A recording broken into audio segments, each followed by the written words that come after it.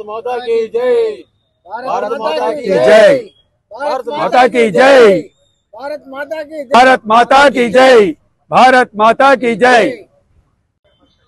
జై స్వరాజ్య టీవీ వారి యొక్క సహకారంతో ఈ కార్యక్రమాన్ని మేము మీ ముందు ప్రజల ముందు ఉంచదలుచుకున్నాం।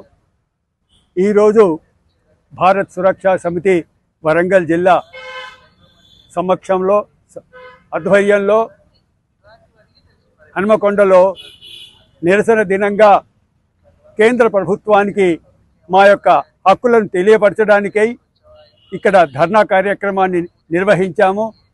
అందులో మా ప్రముఖమైనటువంటి కార్యకర్తలు ఆనాడు ఎమర్జెన్సీకి వ్యతిరేకంగా పోరాటం చేసినటువంటి ప్రముఖులు ఈరోజు ధర్నా కార్యక్రమంలో పాల్గొనడం జరిగింది। ఆనాడు ఎమర్జెన్సీ వ్యతిరేకంగా జరిగినటువంటి పోరాటం వల్లనే నేడు కేంద్రంలో కానీ రాష్ట్రంలో కానీ బీజేపీ ప్రభుత్వాలు కానీ కాంగ్రెసేతర ప్రభుత్వాలు కానీ అధికారంలో రావడానికి అవకాశం ఏర్పడ్డది। అంతేకాకుండా ఈరోజు ప్రజాస్వామ్యాన్ని పరిరక్షించడం లోపల ఆనాడు వేసినటువంటి పునాదులే నేడు ప్రముఖంగా పనిచేస్తున్నాయి। అంతేకాకుండా ఆ రోజు 1975 జూన్లో అధికారాన్ని నిలబెట్టుకోవడానికి కోసం ఇందిరాగాంధీ ఏర్పాటు చేసినటువంటి అత్యవసర పరిస్థితిని గమనించి లోక నాయక్ జయప్రకాష్ నారాయణ గారి ఆధ్వర్యంలో లోక సంఘర్ష సమితి ఏర్పాటు చేయడం జరిగింది। అందులో భాగంగానే ఇక్కడ ఉన్నటువంటి దేశంలో ఉన్నటువంటి 1,25,000 మంది కార్యకర్తలు కానీ ప్రముఖమైనటువంటి నాయకులు కానీ అన్ని పార్టీలకు సంబంధించిన వారందరినీ జైళ్లలో వేయడం జరిగింది। దానికి వ్యతిరేకంగానే ఆ రోజు జైల్లోనే పుట్టినటువంటి జనతా పార్టీ ఆవిర్భావమే జనతా పార్టీకి అధికారం రావడం జరిగింది, ప్రజాస్వామ్యాన్ని కాపాడడం జరిగింది।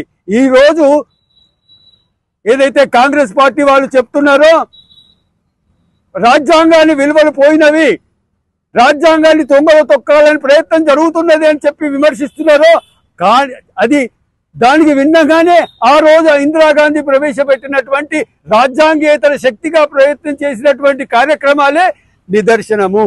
ఆ రోజు ఇందిరాగాంధీ విధించిన ఎమర్జెన్సీలో పోరాటం చేసి ఎంతో మంది యోధులు ఇక్కడ మన దగ్గర హన్మకొండ జిల్లాలో కనబడతా ఉంటారు। నేను కూడా చాలాసార్లు ఎమర్జెన్సీలో పోరాడిన యోధులకు చాలాసార్లు సత్కారం కూడా చేయడం జరిగింది।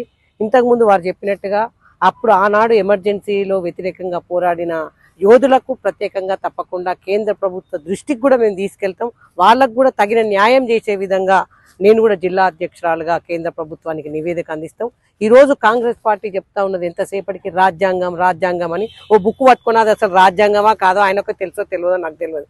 రాహుల్ గాంధీకి ఆ రాజ్యాంగం బుక్ పట్టుకొని మాకు విలువలు లేవు, ఇలా మనకు ప్రజాస్వామ్యం లేదని మాట్లాడే రాహుల్ గాంధీ ఇలా ఎమర్జెన్సీ ఎవరు విధించిండ్రు, ఎమర్జెన్సీ ద్వారా ఎంతమంది జైలుకు పోయినరు, ఎంతమంది ఇబ్బందులు పడ్డారో ఒక్కసారి రాహుల్ గాంధీ ఆలోచించుకొని ప్రజాస్వామ్యం ఎవరితోని పోయింది, ఇలా ప్రజాస్వామ్యం ఎవరితో వస్తుంది, ఇలా ప్రజాస్వామ్యం అనేది విలువలు ఎవరితో ఉన్నాయి, ఇలా రాజ్యాంగాన్ని ఎవరు గుర్తించి ఎవరు ఇలా దానికి విలువ ఇస్తున్నారు అనేది ఒకసారి ఆలోచించాల్సిన అవసరం ఉన్నది। తప్పకుండా ఎమర్జెన్సీలో పోరాటం చేసిన యోధులకు కేంద్ర ప్రభుత్వానికి మేము కూడా తప్పకుండా మా తరఫు నుంచి కూడా మేము నివేదిక అందజేస్తాం।